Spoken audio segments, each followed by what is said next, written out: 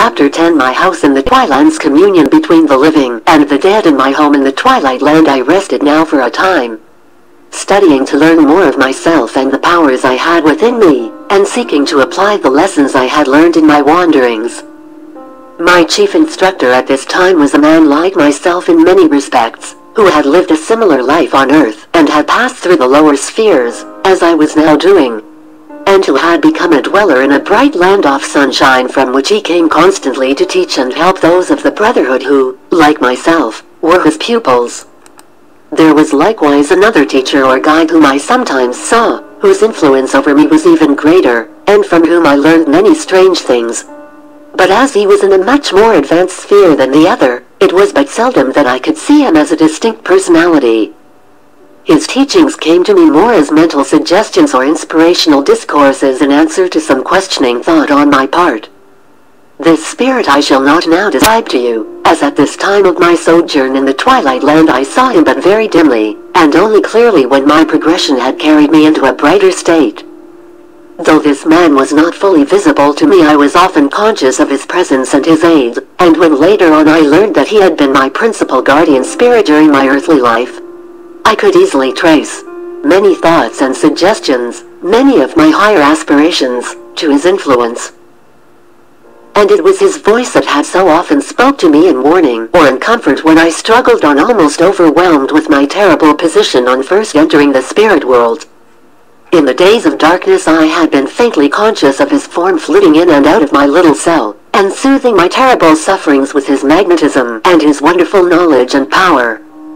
On returning to the Twilight land from the darker spheres I had visited, I felt almost like returning to home, for, bare and shabby as my room looked, and small and narrow as it was, it yet held all my greatest treasures, my picture mirror in which I could see my beloved, and the rose, and the letter she had sent to me.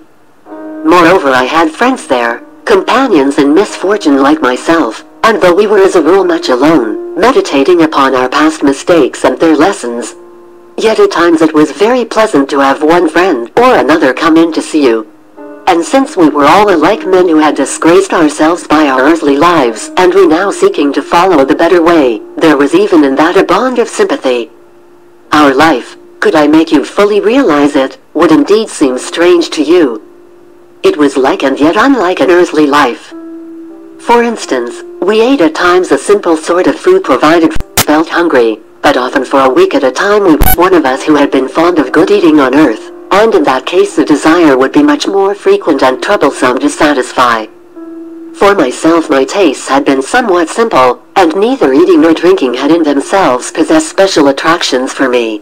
There was always around us this twilight, which was never varied with dark night or bright day, and which was most especially trying to me in its monotony. I so loved light and sunshine. To me it was ever as a life-giving bath. I had been born in a land of earth where all is sunshine and flowers. Then although we usually walked about this building and the surrounding country much as you do, we could float a little at will, though not so well as more advanced spirits do. And if we were in a great hurry to go anywhere, our wills seemed to carry us there with the speed almost of thought. As for sleep, we could spend long intervals without feeling its need, or, again, we could lie and sleep for weeks at a time, sometimes semi-conscious of all that passed, at others in the most complete of slumbers. Another strange thing was our dress, which never seemed to wear out and renewed itself in some mysterious fashion. All through this period of my wanderings, and while I was in this abode, it was of a very dark, blue color, with a yellow girdle round the waist, and an anchor worked in yellow on the left sleeve, with the words, "Hope is eternal," below it. There were close-fitting undergarments of the same dark color. The robe was long and such as you see penitent brotherhoods or monks wear on earth, with a hood hung from the shoulders, which could be used to cover the head and face of any who desired to screen their features from view. And indeed there were often times when we wished to do so, for suffering and remorse had made such changes in us that we were often glad to hide our faces from the gaze of those we loved. The hollow eyes, sunken cheeks, wasted and bent forms, and deep lines suffering had traced up in each face told their own story but too well. And such of us as had dear friends on earth, or in the spirit land still grieving for our loss, sought often at times to hide from their eyes our disfigured forms and faces. Our lives had somewhat of monotony about them in the regular order in which our studies and our lectures followed each other like clockwork. At certain stages, for they did not count time by days or weeks, but only as advance was made in the development of each spirit, when a lesson had been learned. In a longer or shorter time according to the spiritual and intellectual development, the spirit was advanced to a higher branch of the subject studied. Some remain a very long time before they can grasp the meaning of the lesson shown to them. If so, the spirit is in no way hurried or pressed on as is decay learning. As a spirit a man may turn as he pleases, or he may remain where he is till he has thought out and grasped clearly what has been shown. And then he is ready for the next step, and so on. There is no hurrying anyone faster than he chooses to go. No interfere with his liberty to live on in the same state of undevelopment if he wishes, so long as he interferes with the liberty of no one else and conforms to the simple rule which governs that great brotherhood, the rule of freedom and sympathy for all. None were urged to learn, and none were kept back from doing so.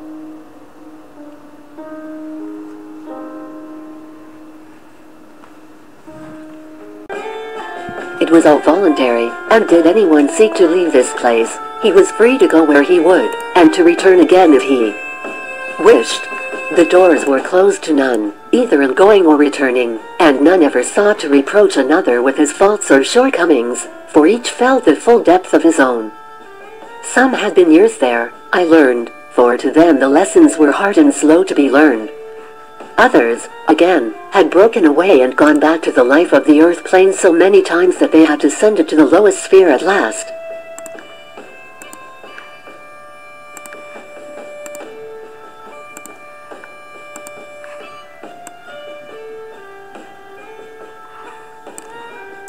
And gone through a course of purification in that other house of hope where I had first been.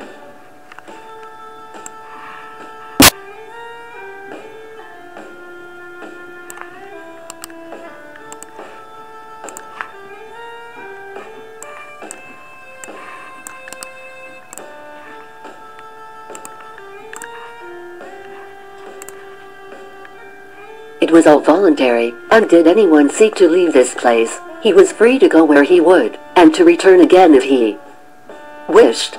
The doors were closed to none, either in going or returning, and none ever sought to reproach another with his faults or shortcomings, for each felt the full depth of his own. Some had been years there, I learned, for to them the lessons were hard and slow to be learned.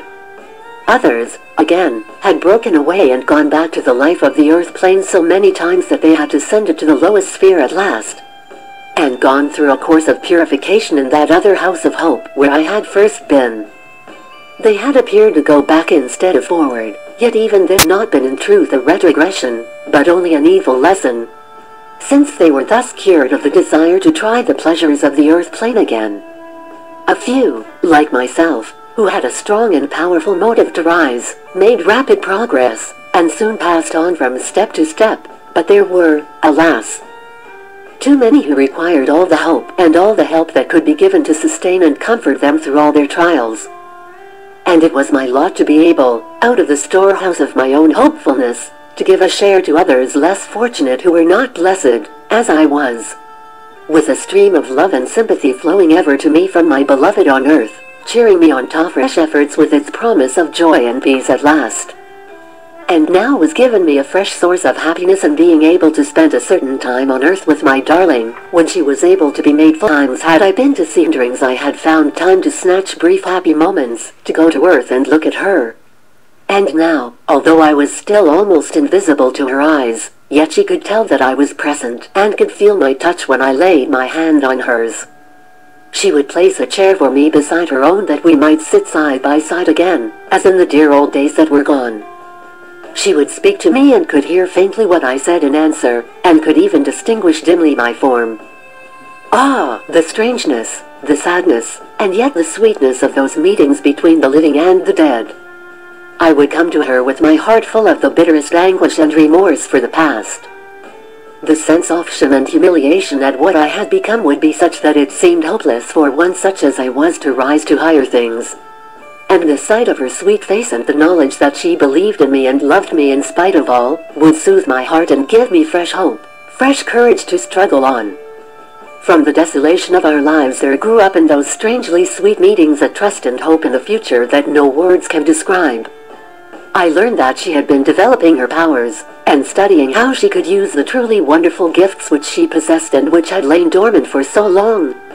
And she was greatly pleased to find how well she was succeeding, and how rapidly the curtain which shut me out from her was being drawn aside. Then there came to us another pleasure. My beloved had found a medium through whose peculiar organization it was made possible for a spirit to clothe himself again in the semblance of an earthly body, similar in appearance to his own and recognizable by the friends he had left on earth. I was now enabled to materialize a solid hand with which to touch her. Great was the happiness this gave to us both, though I was as yet denied the further pleasure of showing myself to her. I was told I could not do so without bearing on the materialized face the traces of my sufferings, and it would only have pained her to see that. Later on, when I was more advanced, I should show myself clearly. Ah, how many poor spirits would come in crowds to those meetings, hoping for the chance that they, too, might be able to show themselves and win some recognition, see again someone who was glad to know that they still lived and could return. And how many were always certain to go away sad and disappointed because there were so many and only a certain amount of power. And those who were nearest and dearest were naturally granted a preference. The spirit world is full of lonely souls, all eager to return and show that they still live, still think of those whom they have left, still feel an interest in their struggles, and are as ready and often more able to advise and help than when they were on earth, were they not shut out by the barriers of the flesh. I have the earth plain when they might have gone on to some bright their affection for some beloved ones left to struggle with the trials of earth, and grieving in deepest sorrow for their death. And so the spirits would hang about them, hoping for some chance which would make the mortal conscious of their presence and their constant love. Could these but communicate as to friends on earth when one has to go to a distant country and leave the other behind, there would not be such hopelessness of sorrow as I have often seen. And although years and the ministrations of comforting angels will soften the grief of most mortals, yet would it not be a happier state for both mortals and spirits could they but still hold sweet communion together as of yore? I have known a mother whose son has taken to evil ways, and who believed that mother to be an angel in heaven far away. I have, I say, known her to follow her son for years, striving in vain to impress him with the sense of her presence, that she might warn and save him from his path of sin. I have seen one of a pair of lovers whom some misunderstanding had parted, and between whom death had placed a last insuperable barrier, haunt the beloved one left behind, and seek by all means in his power to convey to her the true state of things, and that their hearts had been ever true, whatever might have appeared to the contrary. I have seen spirits in such sorrow, such despair, trying in vain to win one conscious look, one single thought, to show that their presence was felt and understood. I have seen them in their despair cast themselves down before the mortal one and seek to hold her hand, their dress, anything. And the spirit hand was powerless to grasp the mortal one, and the mortal ears were ever deaf to the spirit voice. Only, perhaps, a sense of sorrow would be given, and an intense longing to behold again the dead, without power to know that the so-called dead was there beside them. There is no despair of earth, great as it often is, equal to the despair a spirit feels when first he realizes in all its force the meaning of the barrier which death has placed between him and the world of mortal man. Is it, then, wonderful that on the spirit side of life all means are being taken by those who seek to help and comfort the sorrowing ones, both on the earth and in the spirit land, to roll back these barriers and to open wide the doors that men and angels may walk and talk together upon earth, as in the days of old when the world was but young? If there is much that is trivial, much that seems silly and foolish, and even vulgar or grotesque and terrible, in the manifestations witnessed through many mediums and in many circles, if there are fraudulent mediums and credulous fools, or vain and conceited egotists in the movement, is it not so with all great but unrecognized truths struggling for acknowledgement? And should not all these things be excused in view of the fact that they are all attempts, clumsy and foolish, open the doors and let the light of the spirit Find fault with these false or misdirected efforts if you will, but also seek for knowledge to direct them better, and you will help on those who are trying to climb to higher things. And do not try simply to sneer them down and crush and stifle them. Rather recognize them for what they are, the efforts of the unseen world to lift the veil that hides your beloved dead from your eyes.